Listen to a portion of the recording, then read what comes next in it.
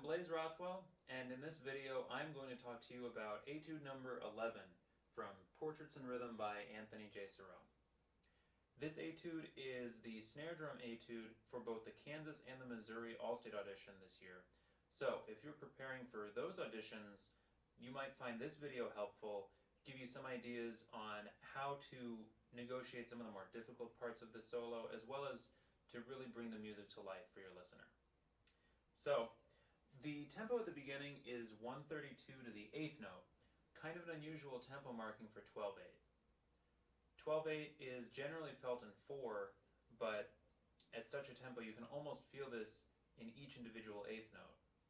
So what I would recommend is almost thinking of it in groups of 3 8th notes. That'll help you give the phrase some direction, sort of like this.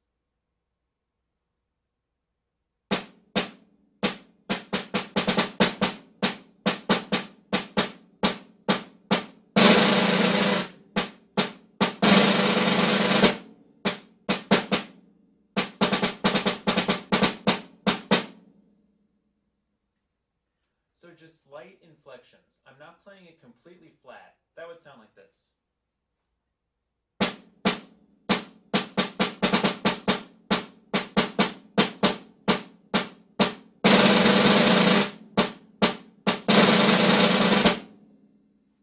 It's not as interesting. So if you give it slight agogic pulse, slight direction, you'll really guide your listener to where those big parts of the beat are.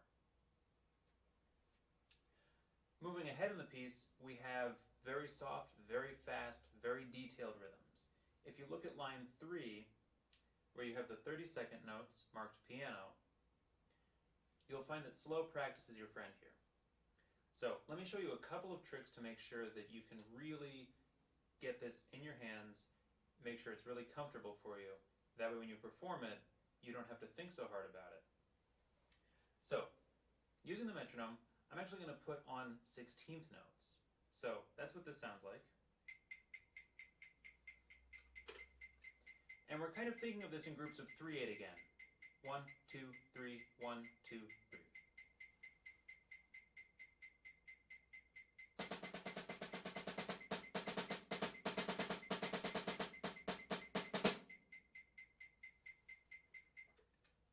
So as you can hear, it's not totally settled yet. This is where slow practice comes in. I'm going to take this all the way down to 88. 8th note equals 88. Significantly slower than 132. And if you need to take it even slower than that, absolutely do so. But I'll show you what this sounds like at 88 to the 8th note. And again, the metronome is on 16th notes here.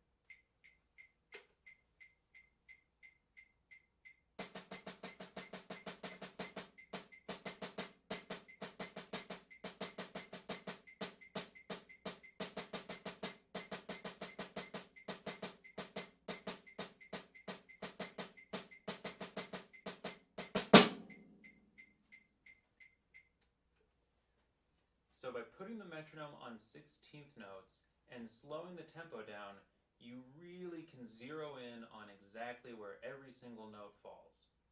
This is very important because, as you hear when you speed it up, it goes by really quickly and you don't want to trip over anything. Another way you can use the metronome is to show the big pulse. In this case, the dotted quarter note.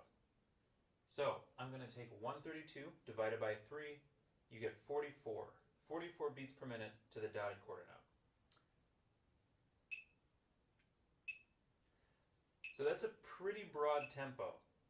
But if you're playing right with the metronome on the downbeat of each group of 3 8th notes, you know that you're in time. So here's what that sounds like.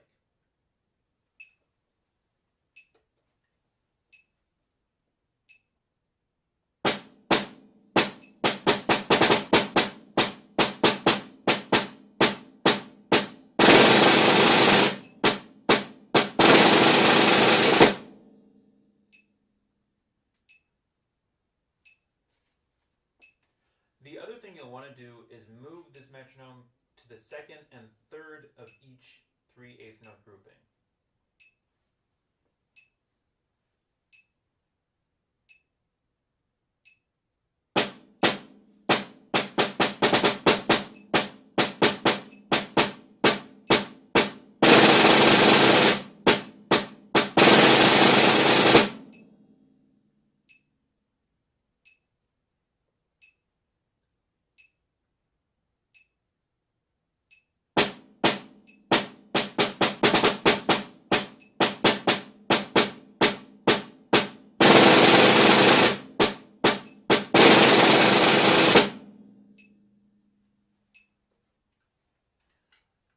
By doing that, you can tell exactly where in that 3/8 note section you might be rushing or dragging. It'll help you diagnose more specifically any time issues you might be having. The next thing I want to talk about is the dotted figures versus the triplet figures. If you look at lines 4 and 5, you'll notice the composer puts dotted 32nds and 64th notes against 32nd note triplets. All we have to do is make sure we don't swing those dotted rhythms. You don't want them to sound too triplety. For instance, here's what triplety swung rhythms would sound like.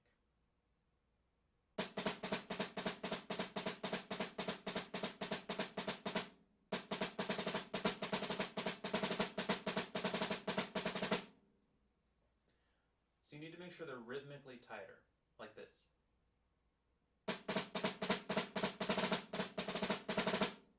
And you'll notice the triplets versus the dotted figures sound different and they feel different in your hands. You want to practice this technique in isolation from the actual etude. So what you'll want to do is create exercises where you're going back and forth between dotted and triplet figures and make sure that you can play those dotted figures truly as dotted figures and not swung.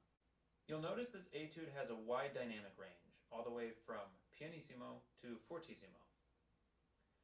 Before you practice this piece, you might find it helpful to practice the individual spots at the most extreme dynamic levels. For instance, the pianissimo section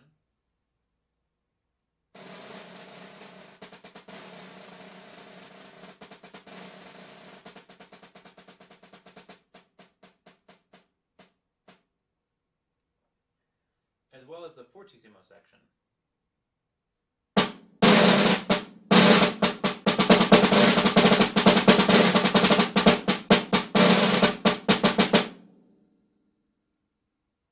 So that'll give you your framework of your softest and loudest dynamics for the entire piece. Notice that it starts at forte, so that's not quite as loud as your loudest.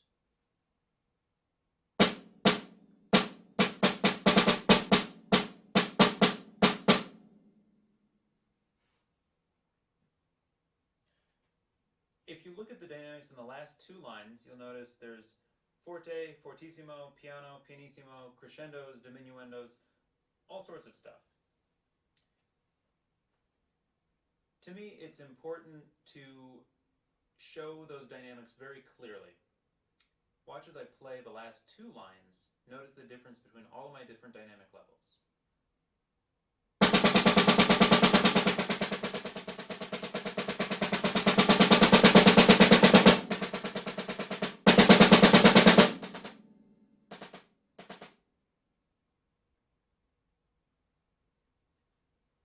One thing you'll want to do with the diminuendo and crescendo is stay louder longer on the diminuendo and then stay softer longer on the crescendo. So you really want to save that dynamic change until the end. So I'll play it for you two ways. First, I'll play it with an even diminuendo and an even crescendo, and then, just to give the music some drama, I'll play it with an uneven shape on purpose.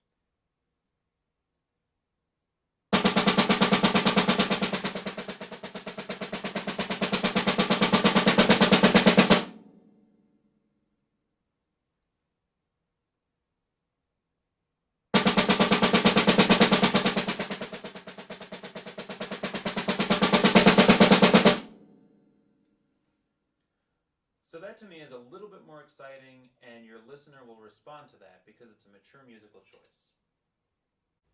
I hope you've enjoyed my performance and comments on Cirone's Etude No. 11 from Portraits in Rhythm. If you're working on this piece for the Kansas or Missouri All-State auditions, I wish you the best in your preparation. If you have any further questions about this piece, definitely comment below and I will respond to you as soon as I can. Subscribe if you find videos like this helpful to you. If you are interested in taking private percussion lessons online with me, visit my website, blaiserothwellpercussion.com. The link is below, and there you can find more information about my teaching studio and how you can sign up for online percussion lessons today.